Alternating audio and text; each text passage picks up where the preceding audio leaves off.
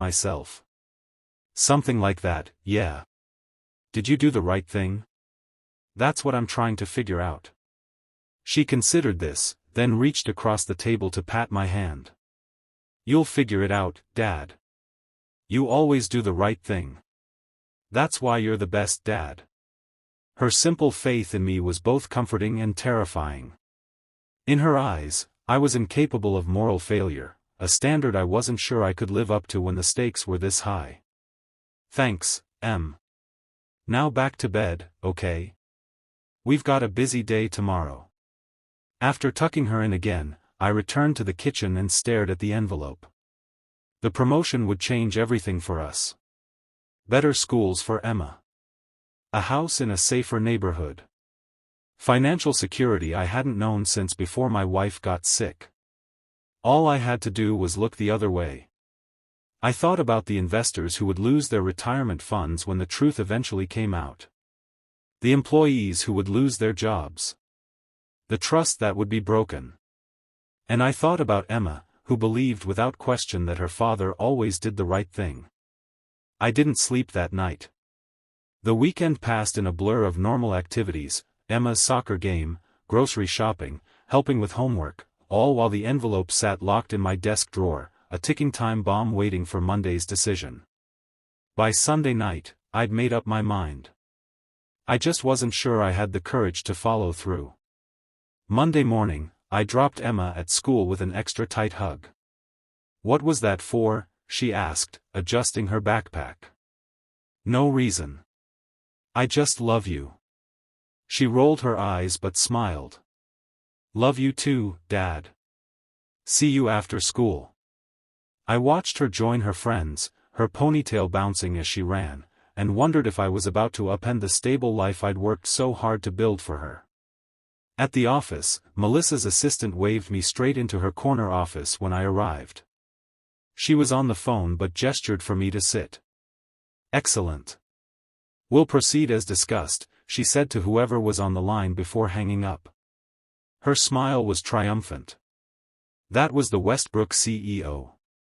We're finalizing details for the announcement next week. She leaned forward, eyes bright with anticipation. So, David. Have you had time to review everything? I placed the sealed envelope on her desk. I have. And? I can't be part of this. The words came out steadier than I expected. What you're proposing is fraud, and I won't help you hide it from the board or our shareholders. Her expression hardened. I thought you were smarter than this. Smart enough to know that building success on lies isn't sustainable. The truth always comes out eventually. And what about your promotion? Your daughter's future? Her voice was soft but dangerous. Are you really willing to throw that away for some abstract moral principle? The mention of Emma sent a chill through me. Don't bring my daughter into this. You brought her into it the moment you decided to play the hero. She stood, towering over me. Let me be clear, there is no promotion if you don't get on board.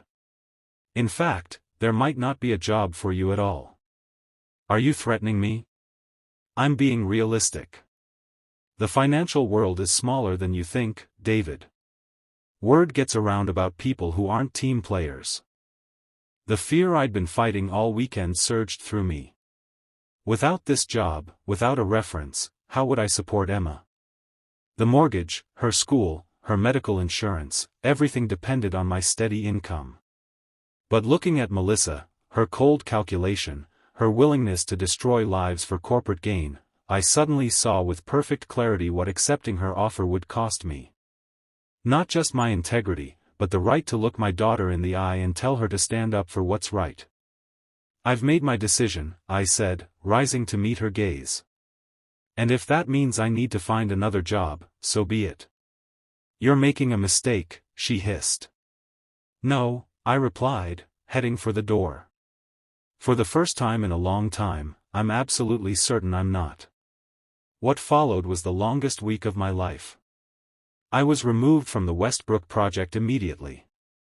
My access to certain systems was revoked. Colleagues who'd been friendly suddenly found reasons to avoid me in the hallway. I started applying for other jobs, but the financial sector was tight, and Melissa's warning about word getting around seemed prophetic. 2 promising interviews ended abruptly when they called Meridian for references.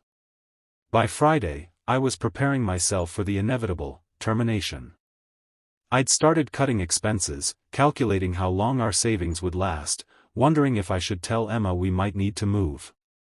Then Robert Hargrove, the head of Meridian's board of directors, called me into a meeting I hadn't been invited to. The conference room fell silent when I entered. Melissa sat at the far end, her face a mask of controlled fury. Beside her, Meridian's legal counsel looked grim. And at the head of the table, Hargrove gestured for me to sit. "Mr. Taylor," he began, "I understand you have concerns about the Westbrook acquisition." I glanced at Melissa, whose slight head shake was unmistakable. Warning me. Threatening me. In that moment, I thought about Emma. About her unwavering belief that her father always did the right thing. About the kind of world I wanted her to inherit, one where truth mattered, where standing up against wrongdoing was valued more than going along to get ahead. "Yes, sir," I said, turning back to Hargrove. "I believe the board is being misled about Westbrook's financial situation." The room erupted in murmurs. Melissa slammed her hand on the table. "This is ridiculous. He's a mid-level analyst with a grudge because I questioned his work." "Actually," I continued, pulling copies of the documents she'd given me from my briefcase, "these are the real Westbrook financials. Ms. Chun showed them to me last Friday, then instructed me to keep them hidden from the board." As the papers circulated, the atmosphere in the room shifted palpably. Questions flew. Accusations mounted. Through it all, Melissa's eyes never left mine, her expression moving from anger to something close to respect. 3 hours later, the acquisition was suspended pending investigation. Melissa was placed on administrative leave. And I was asked to stay behind when everyone else filed out. Hargrove studied me thoughtfully. "That took courage, Mr. Taylor.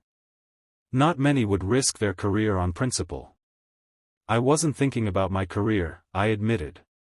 "I was thinking about my daughter." He nodded as if this made perfect sense. "Integrity is a rare commodity in this business. We could use more of it." He extended his hand. "How would you feel about heading up a new compliance division? Reporting directly to the board?" I stared at him, certain I'd misheard. "Sir?"